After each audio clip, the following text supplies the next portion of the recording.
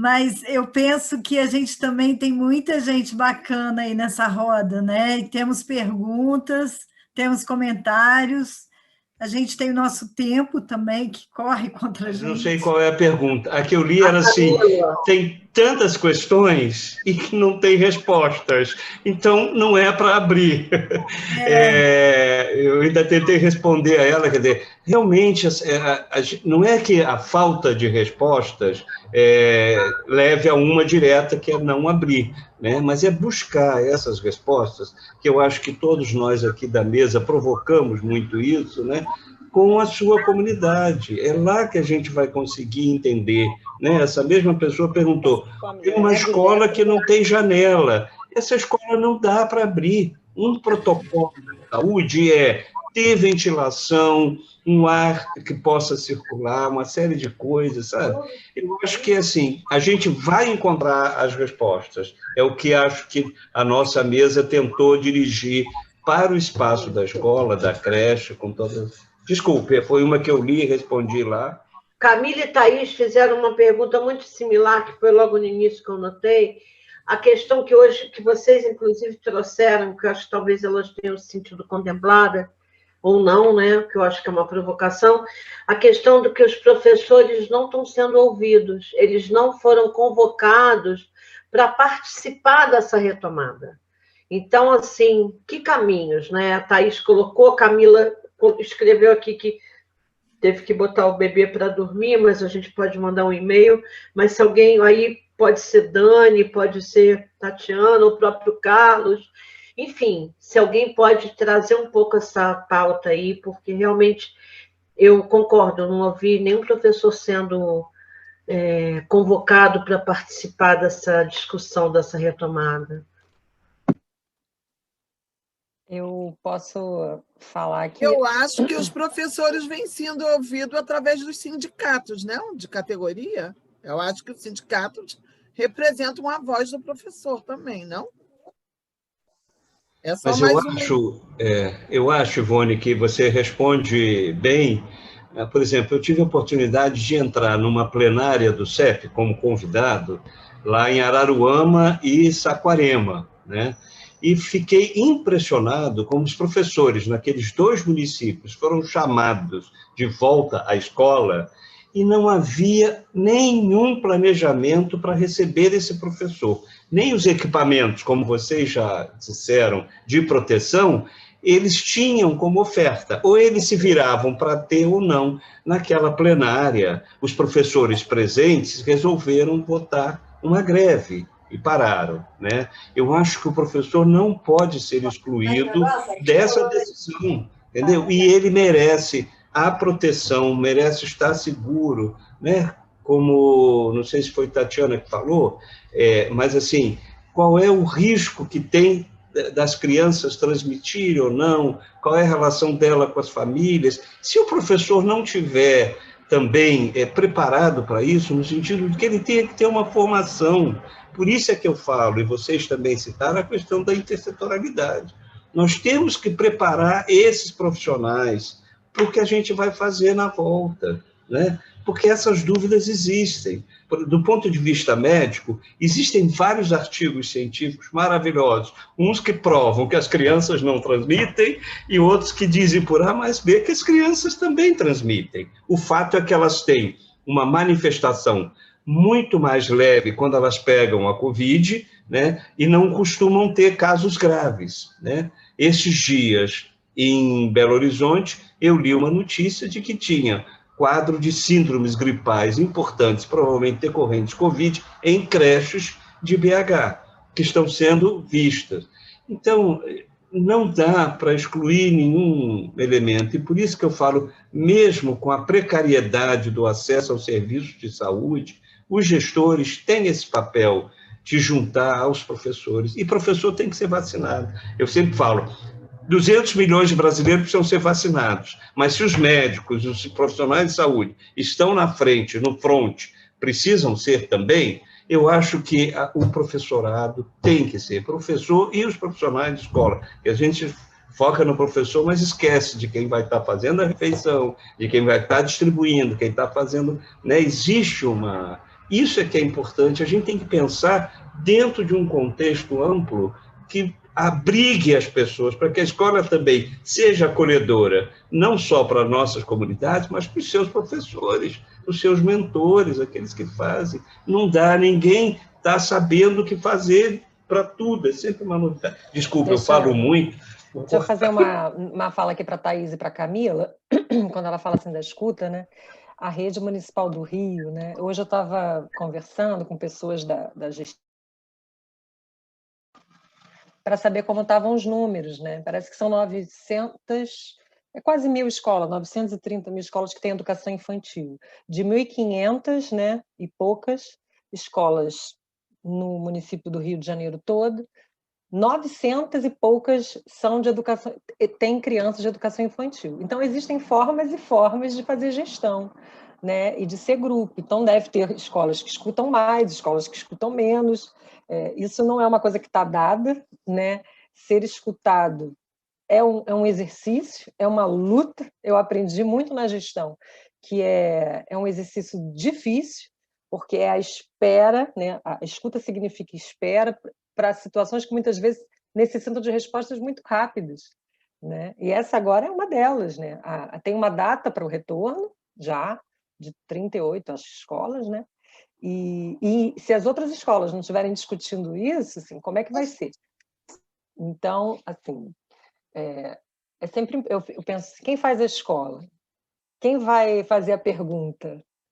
Né? No final das contas, vai ser o professor, né? Mas é o gestor, é toda uma equipe, né? É toda uma equipe de escola. Então, essa escola pode dizer, e precisa registrar por escrito as suas condições. Dividir com o outro, se pode ou não, porque a gente está acostumado a escuta não é só a escuta das palavras faladas, a gente tem que aprender isso, a gente precisa registrar, né? Então, assim, se eu não tenho janelas, eu tenho que registrar que eu não tenho janelas. Se a verba não deu para comprar o álcool, a gente precisa registrar. Porque quando você faz isso, você registra e divide a corresponsabilidade com uma rede inteira.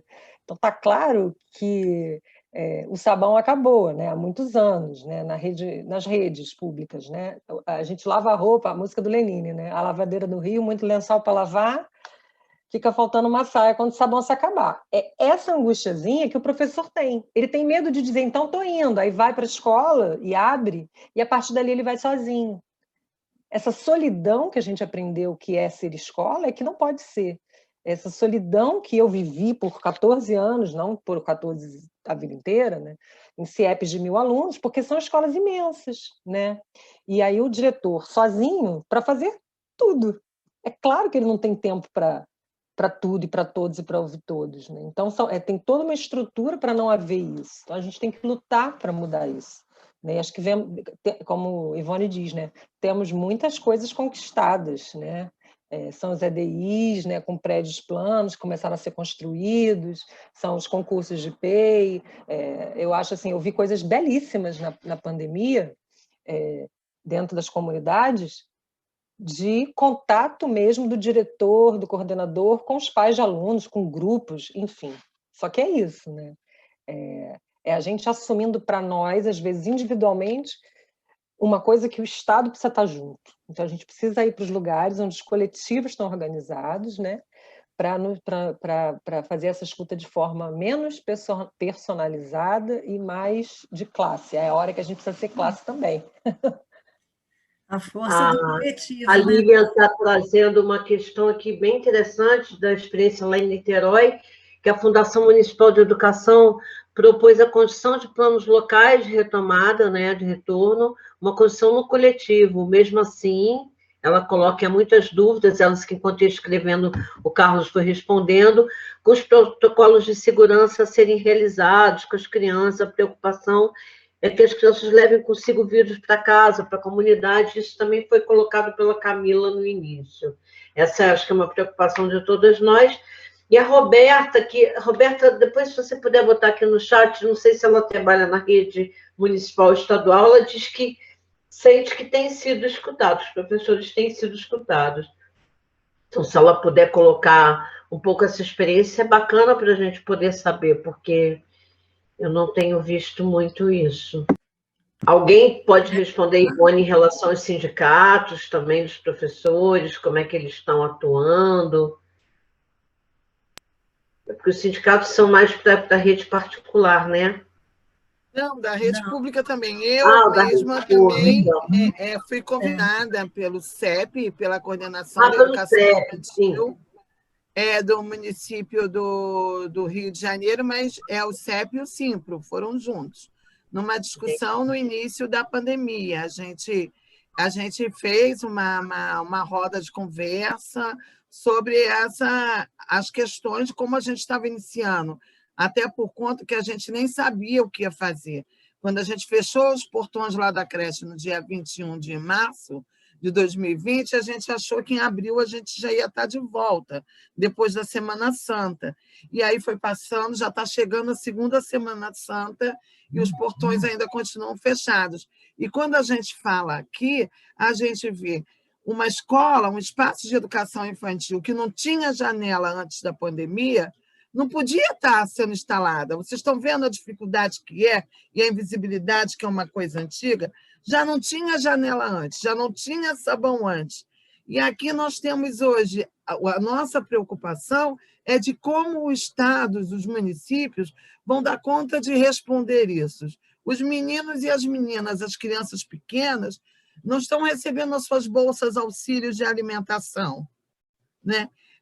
A importância também de se voltar ao espaço da escola é literalmente para preocupação também com a fome, entendeu? Com a fome, porque as crianças, os meninos e as meninas das comunidades populares, os meninos e as meninas e as professores e professoras que trabalham e lidam, vivem constantemente em regiões de confronto, lidando nas regiões de confronto e procurando formas, porque é através do estar experimentando, experienciando e vivendo os momentos de tragédia que você também consegue descobrir as formas de proteção. E por isso foram formados comitês. Tem os comitês científicos em que as prefeituras estão juntos, tem as instituições de saúde juntos, tem os professores, tem os sindicatos. O que a gente precisa, na verdade, é saber que isso é flexível, que os outros serão protegidos, mas a gente sabe, a gente não tem nem vaga no hospital. A gente não tem nem hospitais para as pessoas. Então, quando a gente pensa, por exemplo, está tudo organizadinho aqui na creche, mas eu sei se um professor, uma professora, ou alguém da família dele, como que você monitora também a família dessa criança que adoeceu, essa criança que você vai receber também enlutada, essa família que a escola vai receber enlutada, esse professor enlutado, entendeu, gente? São muitas discussões importantes, vitais, de um momento de pandemia, pandêmico, onde o Estado ele tem essa responsabilidade. Então, não é fazer um discurso teórico, pelo contrário, é prático, porque a gente traz aqui experiências práticas, vividas e experimentadas. Então, a gente precisa que os professores e as professoras aqui, algumas respostas a gente não tem, a gente não sabe responder mesmo, nem vamos saber, vamos viver. Agora, uma coisa a gente sabe, temos que aprender a conviver com o vírus, mas de que forma que a gente tem que conviver com esse vírus em que ele seja menos letal. Entendeu? Essa é a questão. Posso complementar um pouquinho? Alguém perguntou, além dessa insegurança emocional, a relação da vacina, só ter aulas quando a vacina vier. Isso é um equívoco, né? Eu acho assim, a gente tem que pensar maneiras de resistir, maneiras de estarmos juntos para vencer essa situação com quem está. Senão a gente vai se colocar submisso a um desgoverno federal que está sendo incapaz, não é incompetente, porque ele sabe o que está fazendo, de não nos atender. A gente quer vacina para todo mundo, claro, a gente tem que lutar a vacina. Nesse momento, eu até postei aí no chat, a questão do auxílio emergencial é estratégico. A pandemia mostrou e acentuou a desigualdade da população brasileira, a vulnerabilidade das pessoas que estão desfavorecidas, que não têm acesso, que são obrigadas, como alguém já falou, a ir trabalhar, onde vai deixar sua criança, tem que pegar transporte público, que ao contrário do que a gente imaginava, os empresários reduzem o número de ônibus circulando, então ele provoca a aglomeração, né? Então, eu acho assim, só junto, eu acho que agora o grito é vacina já, tem que estar resolvendo, e tem que ter auxílio emergencial. E a gente não pode mais deixar de brigar por isso, porque as pessoas estão empobrecendo cada vez mais, estão perdendo seus empregos, que o nosso economista ministro chama de empreendedores, né? Tiraram todos os direitos do trabalhador, então ele vai levar uma alimentação delivery para a casa de um, é um empreendedor, não tem mais carteira assinada, não tem férias, não tem isso. Enfim, desculpe, gente, é muita coisa. Eu acho assim, vale valorizar esse espaço aqui de roda de conversa, porque sozinhos nós não vamos resolver, nós vamos nos assustar, nós vamos encontrar muito sofrimento nesse reencontro que a gente tiver dessas pessoas todas que perderam pessoas queridas, das crianças que não sabem, imagina como elas também convivem. É isso, acho que o Atelier tem um bom vídeo sobre isso, né? Eu acho assim, a gente tem que estar juntos, né? E eu acho que intersetorialmente para discutindo isso. E pedir vacina já, auxílio emergência já. E na saúde coletiva a gente coloca. O terceiro seria fora Bolsonaro, se vocês me permitem. Dani, você quer falar?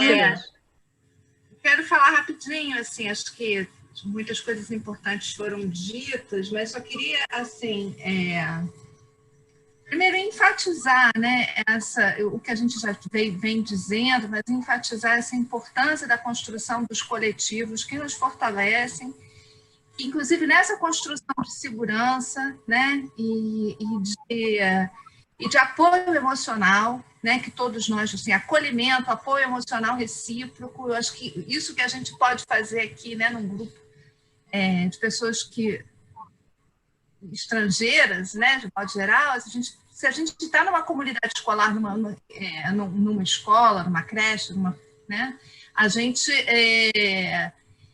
fortalece os vínculos, né, a gente se apoia mutuamente. Então, acho que esse é um caminho fundamental. E aí, assim, eu acho que, e nesse caminho, acho que a Tatiana trouxe, eu acho que de uma forma muito orgânica, né, a partir da experiência dela, esse poder dizer não, né? Acho que para todos nós é muito importante, assim, a gente se conscientizar ao mesmo tempo de que a gente pode dizer não, né? Se eu não tenho janela, se eu tenho um professor com comorbidades, né? Se eu tenho condições estruturais e emocionais, assim, fundamentais que não são atendidas, não. Mas qual é o sim possível, né? Como que a gente ocupa a escola? E aí a ideia da gradatividade, com um plano gradativo, como a Ivone traz a experiência da Fiocruz, acho que isso é muito importante. E aí eu fico pensando, né, que alguém disse no chat, as crianças, como é que a gente nunca mais vai poder compartilhar? Eu fico pensando, com menos crianças, com objetos escolhidos e pensados, planejados pelos professores, com higienização, será que a gente não pode compartilhar um brinquedo? Né? Com máscara. E aí, para responder essa pergunta, a gente precisa ter alguém da saúde junto da instituição. Vamos fazer aqui um projeto de quantidade de crianças, quantidade de brinquedos, organização espacial. Vamos discutir esse projeto com um pediatra, com alguém da saúde, vamos discutir o projeto de relação com as famílias, com assistência social. Eu acho que a intersetorialidade, ela se materializa também nesse cotidiano, né? Para dar sustentação a essas escolhas que uma possibilidade de abertura pode suscitar, né? Enfim, são coisas que eu fiquei pensando a partir das falas aqui. Vou ficar lá. Muito obrigada. Gente, olha, agora, infelizmente, o nosso tempo está estourado, nós temos que terminar essa roda, e eu acho que isso mostra, assim, a importância, o gostoso que é a gente estar junto, a importância que é a gente se juntar para conversar, trocar, pensar, Enfim, eu agradeço muito a presença de vocês, mas antes da gente finalizar, eu gostaria de dizer o seguinte: não deu tempo, mas estava planejado aqui de eu trazer a fala das crianças, que é um vídeo, eles falando sobre a pandemia e como eles nos desafiam em questões assim, que eles vão lá no ponto e que são questões desafiadoras para a gente.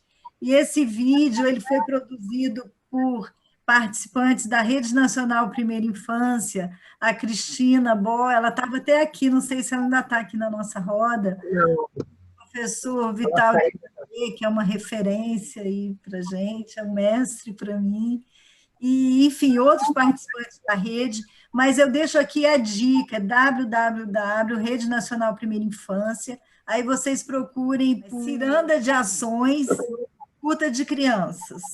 Vale muito a pena, o vídeo é assim, é um encanto, as crianças estão falando e eles trazem temas que nos desafiam o tempo inteiro e vale muito a pena. E agora eu também gostaria de chamar a Lívia, que é a nossa parceira. Primeiro eu quero agradecer as discussões que foram colocadas em pauta hoje, porque eu acho que é trazer à cena o paradoxo, né? É colocar em movimento dialético tudo isso que a gente está vivendo, e isso é de uma riqueza tremenda, né? É colocar a gente em situação de resolução conjunta e contextualizada, e isso nos chama, nos convoca à proximidade, né? O que é outro paradoxo. Vou agradecer por a gente fechar, assim como a Lívia, eu passei por todas as emoções aqui nessa roda, no início com uma tristeza, uma falta de esperança, ouvindo o Carlos agora reafirmou isso, dessa questão da gente precisar estar junto, estar unido, pensando em caminhos, isso fortalece, agora eu saí já, novamente me reergui, realmente eu estou muito agradecida por estar com profissionais como vocês, foi uma roda realmente que eu estou aqui, não estou conseguindo nem falar, estou muito provocada num bom sentido e pretendo criar alguns desdobramentos que eu vou conversar com a equipe para a gente pensar junto. Muitíssimo obrigada. Gente, uma boa noite a todos, então, descansem e muito boa trabalho. Boa noite, obrigada. Obrigada, meninas e meninos. Tudo de bom para todos. Já. Obrigado. Muito obrigada. Tchau, tchau. Vamos lá. Menos armas. Isso. Mais vacina. Mais vacina. Tchau, Cris. Mais vacina, mais livros. Mais brincadeira. Tchau, gente.